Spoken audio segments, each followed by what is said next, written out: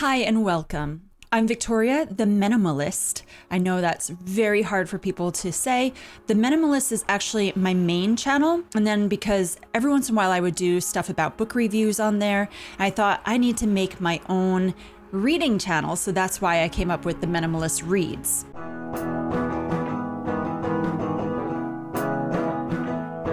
I haven't really introduced myself on here, so here I am. Hi. I was tagged by Books I'm Not Reading to do this, and I thought that was so nice because I am somewhat new on here and I've just started to make connections. I haven't really researched all of booktube, and it would be really great to connect to other people that make videos like this. So there are 12 questions that I have been tagged to answer. The first question says, how many books are currently on your TBR? That means to be read. I always call it to read list. It's just out of habit because I've been on Goodreads probably for 12 years, 13 years, something like that. They have a to read list on your Goodreads.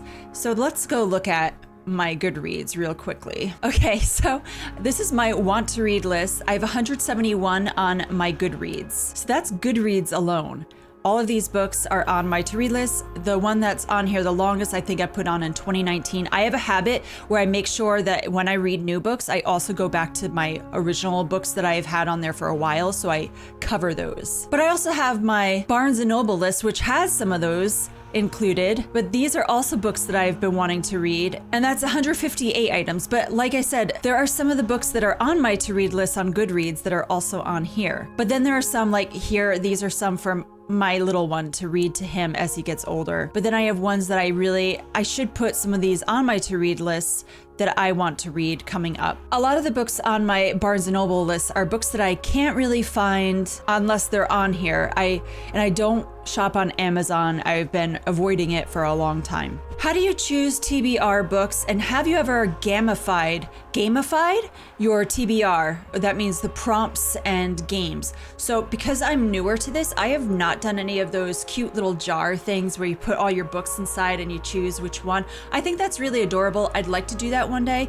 I also would like to have my husband maybe pick out a couple books for me through that, or to just be like, look on my list and just choose for me. I think that would be fun, but I've never done that.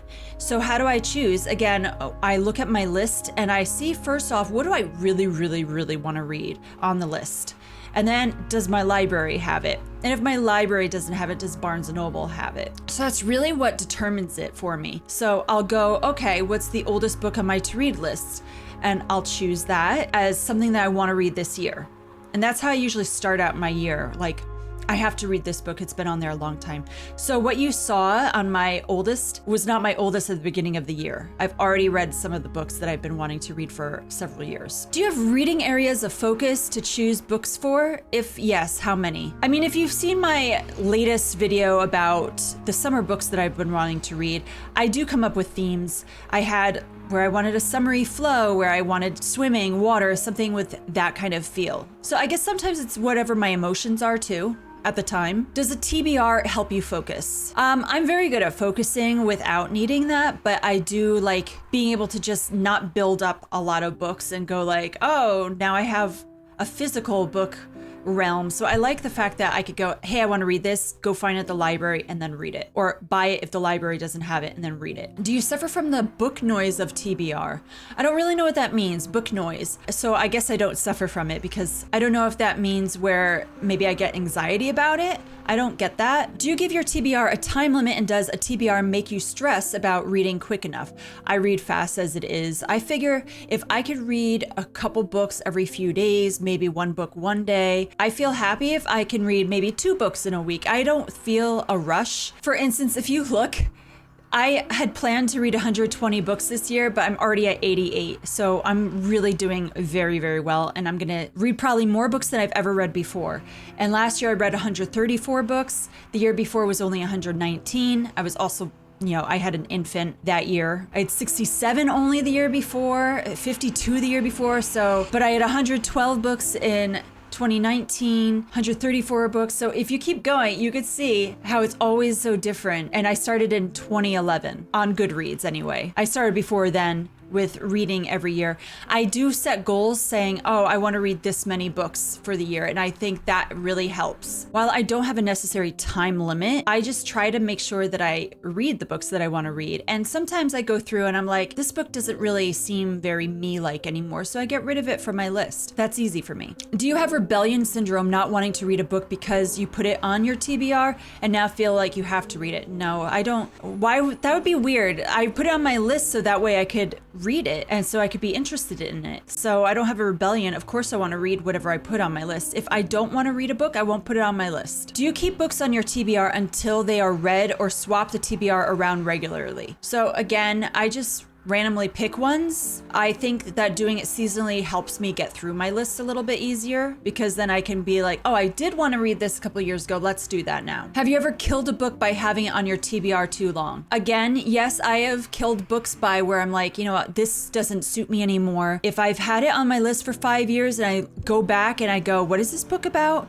No, I don't like that. I'll take it off. And I've done that multiple times. I think at the beginning of the year, my list on Goodreads was over 200, and so I read a lot of those, but I also cut out a lot because I go through my list regularly just to see, like, am I still interested in this book? Do you have a tick list for your TBR to tick off books as you read them? So as you saw, I have Goodreads for years and years.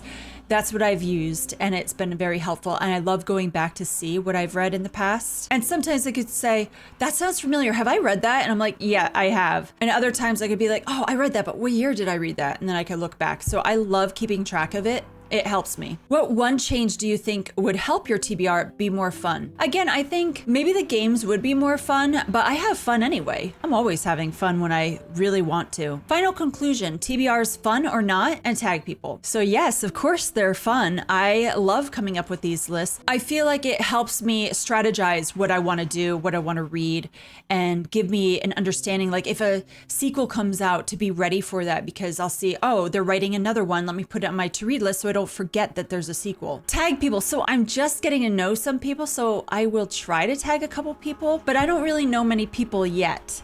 And I feel like the people that I've started to interact with, maybe they've already done this. So let's just instead say whoever I am starting to learn about through this, if you're watching this, tag me when you do this, so I can come to your page and I can watch what you have to say, and then I'll respond. And then, you know, eventually maybe we could become pals for booktubers. Thanks so much, guys.